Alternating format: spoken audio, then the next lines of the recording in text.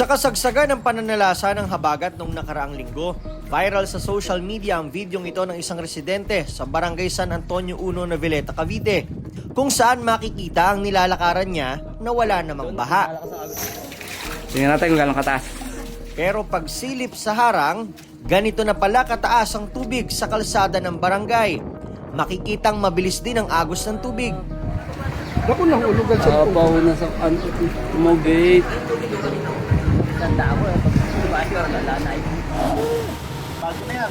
Gabi ng August 8 nang simulang bantayan ng mga residente ang pagtaas ng ilog sa Barangay San Antonio 1. Pag umapaw kasi ito ay tiyak na babaha sa kanilang barangay.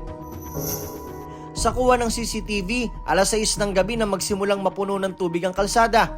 Kada oras na lumilipas ay unti-unting tumataas ang ilog kasabay ng pagtaas din ng baha sa barangay. Sa isa pang kuha ng CCTV sa isa pang bahagi ng barangay na tabi rin ng ilog, kita rin ang unti-unting pagkain ng tubig sa kalsada. Pagliwanag, makikitang nagpantay na ang tubig sa ilog at sa kalsada. Hindi na rin makita ang river wall. Sa iba pang bahagi ng barangay, ganito na ang lagay ng baha. Itong nakaraan namang habagat nga, tuloy-tuloy ang ulan, nakaranas kami ng pagbaha.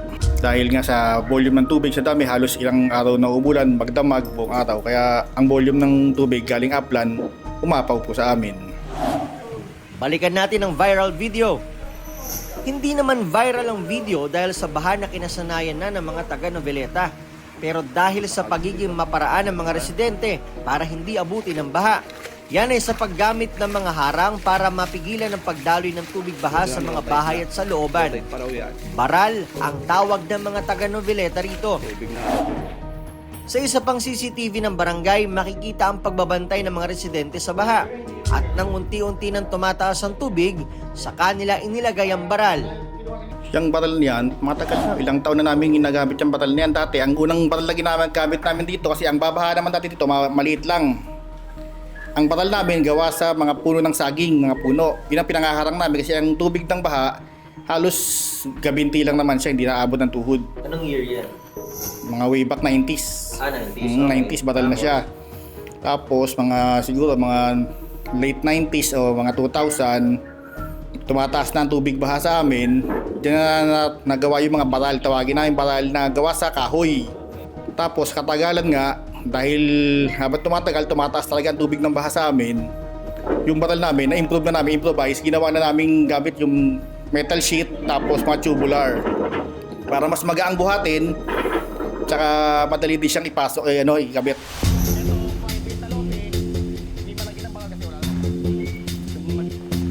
Nag-ikot-ikot ang Nation on the Move sa Barangay San Antonio 1 matapos ang habagat. May ulan pa, pero wala ng baha.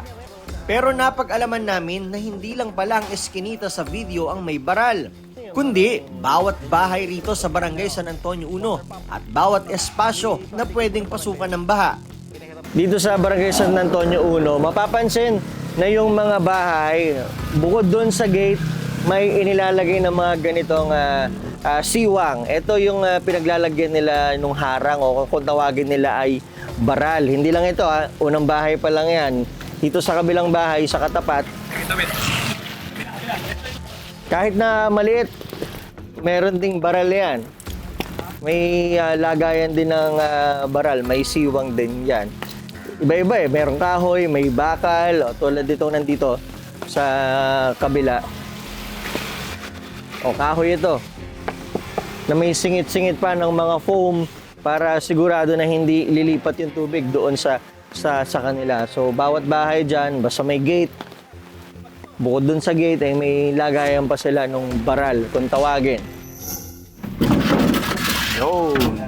Nakilala namin si Kuya Jorlan na nakatokan nagkakabit ng baral sa eskinitang ito. Pero ikaw, kayo lagi ang tokan. ako lagi ang toko nagkakapit dyan. Dahil, Siyempre, ito ang bahay namin. Kaya kami lagi nagkakapit. Ako lagi nagkakapit. nangyari ba sir na kahit nagkabit na kayo ng Anong baral? araw nung wala pa to? Noong baral namin ano lang, kahoy. Kinapawan yan. Pero ngayon na metal sheet na yan, umaabot Hindi na, pa ba? hindi naman. Hanggang dito, hanggang maganyan ko. Pumbawang ano. Sige sir, kabit natin yung pangalawa. Makita natin gaano kataas yan.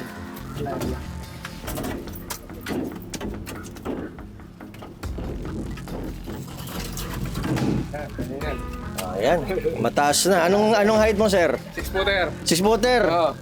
Oo, ako 5'8". Oh, yeah. Kita pa naman ng ano ko, ang ganyan.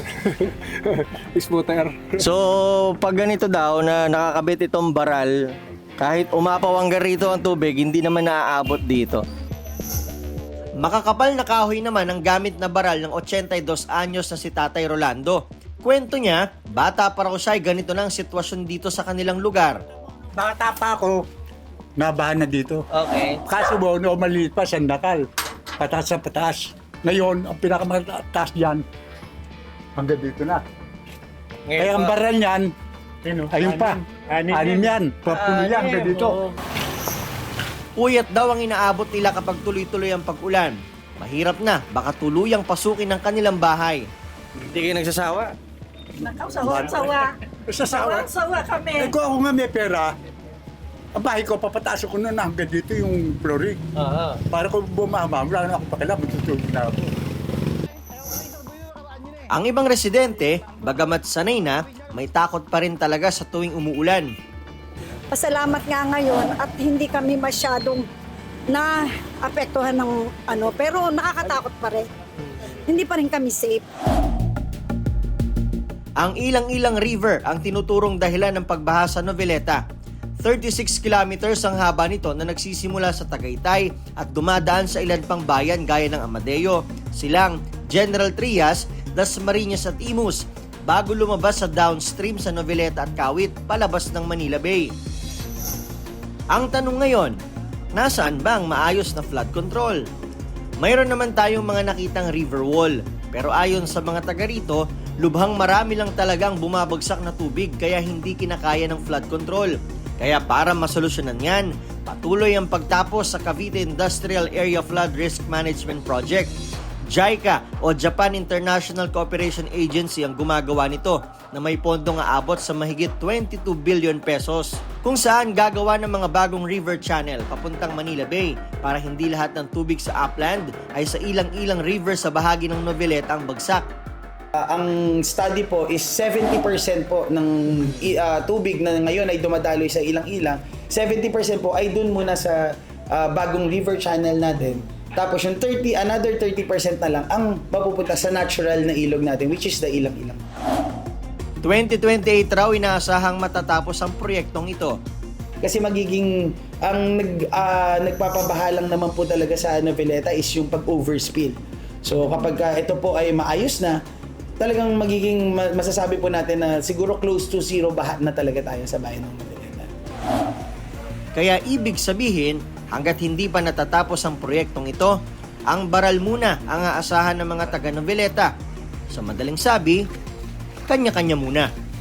Ako si Nico Wahe, para sa Nation on the Move.